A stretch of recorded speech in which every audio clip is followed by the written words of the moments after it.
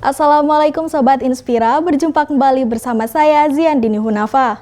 Dalam beberapa menit ke depan, kami akan memberikan beragam informasi kepada Anda, tentunya hanya di program Berita Inspira.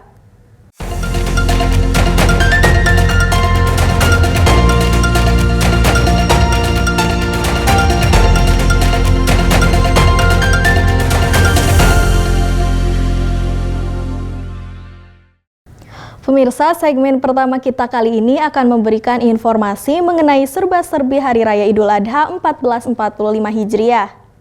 Tepat di Hari Raya Idul Adha 1445 Hijriah kemarin, ribuan masyarakat melaksanakan sholat Idul Adha di lapangan Gasibu Bandung. Hadir pada kesempatan tersebut, Menteri Perencanaan Pembangunan Nasional yang juga Kepala Bappenas, Suharso Monoarfa. Sejak pukul 5.30 pagi, masyarakat Bandung mulai mendatangi lapangan Gasibu untuk melaksanakan sholat Idul Adha 1445 Hijriah.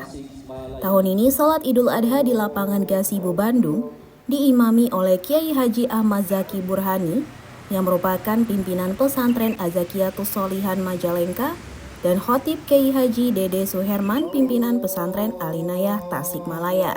Sholat Idul Adha tahun ini dihadiri Menteri Perencanaan Pembangunan Nasional atau PPN atau Kepala Bappenas, Suharso Monoarfa dan Asda 2 Setda Pemprov Jabar di lapangan Gasibu Bandung. Sholat Idul Adha pun berlangsung tertib dan kondusif. Pada sholat Idul Adha tersebut, khotib mengingatkan kembali para hadirin untuk mendalami ajaran tauhid yang menjadi tiang agama. Khotib juga membahas mengenai ucapan Nabi Muhammad saat melaksanakan Haji Wada. Dan yang ditekankan pada kesempatan itu yakni kesamaan kedudukan manusia di dunia tanpa membedakan ras, kedudukan, dan lain sebagainya. Sementara Menteri PPN Suharso menyampaikan bahwa ibadah kurban merupakan simbol keinginan yang kuat untuk menyembelih dan menghilangkan sifat kebuasan pada diri manusia. Silakan khutbah wajah Rasulullah, saya kira itu kita diingatkan juga. Saya kira pas pada situasi yang seperti ini sering kita lupa. Kira itu ya. Lebih jauh, Suharso berharap dengan pelaksanaan ibadah kurban, masyarakat dapat menghilangkan sifat-sifat kehewanan, yaitu keserakahan dan kerakusan yang dapat merusak kehidupan manusia di muka bumi. Pada agenda sholat Idul Adha di lapangan Gasibu Bandung tersebut, tidak dihadiri PJ Gubernur B. Mahmudin. Diketahui PJ Gubernur sedang memberikan hewan kurban sapi Pasundan 4 ekor dan domba asli Jabar 9 ekor di Desa Jayagiri, Lembang. B juga dijadwalkan melaksanakan sholat Idul Adha di desa tersebut. Selain di Jayagiri, B juga memberikan kurban untuk warga di sekitar rumah dinas Pakuan, yaitu sapi 1 ekor dan domba 3 ekor. Dari Kota Bandung, Jawa Barat, Bambang Prasetyo melaporkan. Masjid Lause 2 Kota Bandung melakukan penyembelihan puluhan hewan kurban yang merupakan sumbangan dari para mu'alaf dan non-muslim yang juga ikut mendonasikan hewan kurban tahun ini. Tampak pengurus Masjid Lause 2 Bandung tengah melakukan proses penyembelihan hewan kurban di halaman Masjid Lause 2, Jalan Lembong, Kota Bandung. Tahun ini pengurus Masjid Lause 2 melakukan penyembelihan 25 ekor kambing serta 7 ekor sapi yang merupakan donasi dari warga serta jamaah masjid. Ada hal menarik dari Idul Adha di Masjid Lause 2 Bandung, yaitu selain masyarakat muslim, ada juga warga non-muslim yang berkurban di masjid ini. Mereka merupakan non-muslim yang tengah berproses menjadi mu'alaf di bawah bimbingan DKM Masjid Lause 2. Seperti diketahui, Masjid Lause merupakan mu'alaf center, di mana hampir sebagian besar jamaahnya merupakan etnis Tionghoa yang menjadi mu'alaf di bawah bimbingan DKM Masjid ini. Ketua DKM Masjid Lause, Koko Rahmat, mengatakan setiap tahun selalu ada saja warga non-muslim yang ikut menitipkan hewan kurban untuk disembelih di Masjid Lause. Biasanya yang menitipkan hewan kurban itu mereka yang tengah berproses dari non-muslim untuk menjadi mu'alaf, serta para mu'alaf yang merupakan jamaah Masjid Lause 2 Bandung. Alhamdulillah tadi Kapolda Bapak Ahmad Dwi Agus pun beliau berkorban juga atas nama Rumah Sakit Bayangkara Saptika Asih. Beliau tadi menyempatkan waktu menyaksikan penyembelihan hewan kurban ini. Semoga para donatur ataupun yang telah menitipkan hewan kurban ini mendapatkan keberkahan Allah Subhanahu wa Ta'ala. Terima kasih untuk semuanya. Doakan masjid kami bertambah berkah. Amin ya Allah ya Rabbal alamin. Assalamualaikum warahmatullahi wabarakatuh. Penerima manfaat kurban dari Masjid Lause II akan diutamakan kepada para mu'alaf yang berproses di Masjid Lause, serta yatim piatu dan para warga yang bermukim di sekitaran Masjid Lause. Dari Kota Bandung, Jawa Barat, Bambang Prasetyo melaporkan. Dinas Ketahanan Pangan dan Pertanian Kota Bandung melakukan pemeriksaan daging kurban atau postmortem di 30 kecamatan sekota Bandung. Hal tersebut dilakukan guna memastikan kelayakan daging kurban sebelum diterima oleh masyarakat. Petugas dari Dinas Ketahanan Pangan dan Pertanian atau DKPP Kota Bandung bersama mahasiswa kedokteran UNPAD tengah memeriksa organ dalam hewan kurban atau postmortem di area Jalan Lembong, Kota Bandung, Senin kemarin. Dari pemeriksaan tersebut, DKPP menyatakan daging hewan kurban yang diperiksa di area Masjid Lause II Kota Bandung aman dan layak dikonsumsi. Selain melakukan pemeriksaan di area Jalan Lembong, DKPP menyebar petugas pengawas di 30 kecamatan sekota Bandung guna melakukan pemeriksaan daging hasil kurban serta memastikan kelayakan daging kurban sebelum diterima oleh penerima manfaat kurban.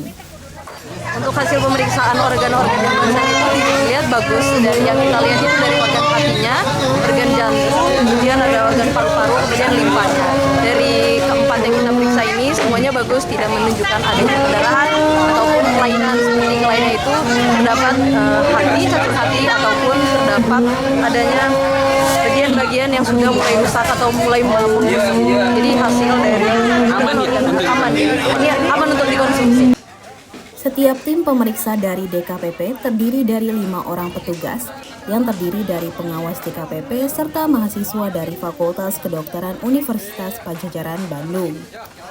Sebab dari 30 kecamatan yang di ini satu kecamatan ada mahasiswanya dari UNPAD, dokter hewan dari UNPAD. Satu tim berapa orang, Bu? Saya dari bidang ini peternakan. Oh, dari bidang peternakan. Dinas Ketahanan Pangan dan Pertanian Kota Bandung. Satu tim ada 5 orang, ada 4 orang. Gimana ininya? Sebab semuanya dari Dinas Ketahanan Pangan dan Pertanian Kota Bandung disebar semua ke kecamatan-kecamatan. Sebanyak 30 kecamatan, Pak. Pada Idul Adha 1445 Hijriah ini, Dinas Ketahanan Pangan dan Pertanian atau DKPP Kota Bandung menerjunkan 224 petugas untuk melaksanakan kegiatan pemeriksaan hewan kurban setelah penyembelihan atau postmortem. Langkah tersebut dilakukan guna memastikan hasil kurban layak didistribusikan. Seperti diketahui, hewan kurban yang disembelih di Kota Bandung pada tahun 2024 ini sebanyak 13.701 ekor, terdiri dari sapi 7.455 ekor, dan domba atau kambing 6.245 ekor.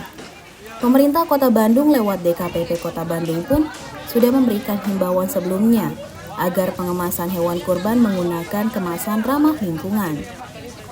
Dari Kota Bandung, Jawa Barat, Bambang Prasetyo melaporkan. Lembaga Amil Zakat Nasional Rumah Zakat melaksanakan program kegiatan penyaluran hewan kurban kemasan ke sejumlah pelosok daerah terpencil di Yogyakarta. Salah satu sasaran lokasi yaitu di Pegunungan Menoreh, Dusun Jarakan, Kelurahan Kebonharjo, Panewan Samigaluh, Kabupaten Kulon Progo. Selain mendistribusikan produk super kurban berupa daging sapi yang dikemas dalam kemasan kaleng, turut disalurkan sejumlah bantuan kebutuhan sembako seperti beras, minyak goreng, gandum, dan gula pasir. Tak hanya itu, untuk mendukung kegiatan peribadatan di Masjid Al-Ikhlas, Rumah Zakat juga menyalurkan sejumlah bantuan peralatan serta perlengkapan kebutuhan masjid, mulai dari Al-Quran hingga seperangkat sound system seperti mix, amplifier, hingga horn speaker atau toa. Kepala Dukuh Jarakan, Rohit Fatoni mengaku sangat mengapresiasi program Super Kurban yang dilakukan Rumah Zakat ini. Selain mengucapkan terima kasih, bantuan kali ini dinilai sangat bermanfaat bagi masyarakat Dusun Jarakan maupun jamaah Masjid Al-Ikhlas di desanya, terutama dalam menangani persoalan stunting.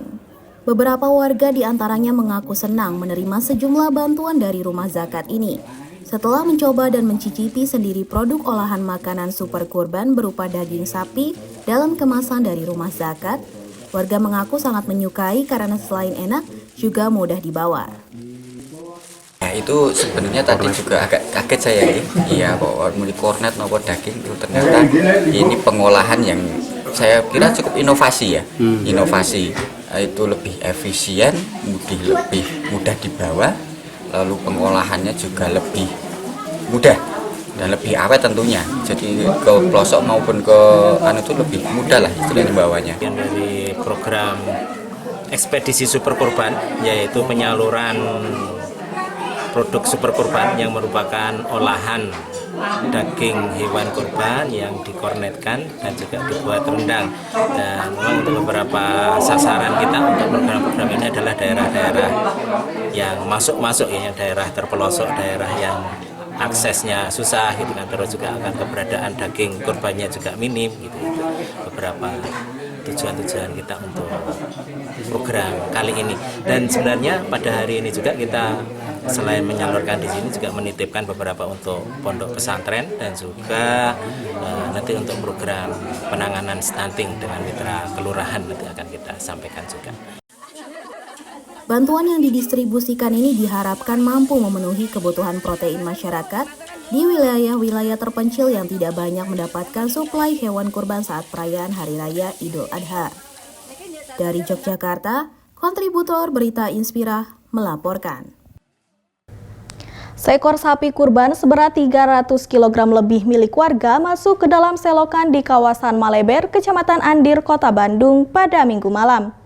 Karena memiliki ukuran yang cukup besar, terpaksa harus dievakuasi oleh mobil pemadam kebakaran dan dibantu oleh warga.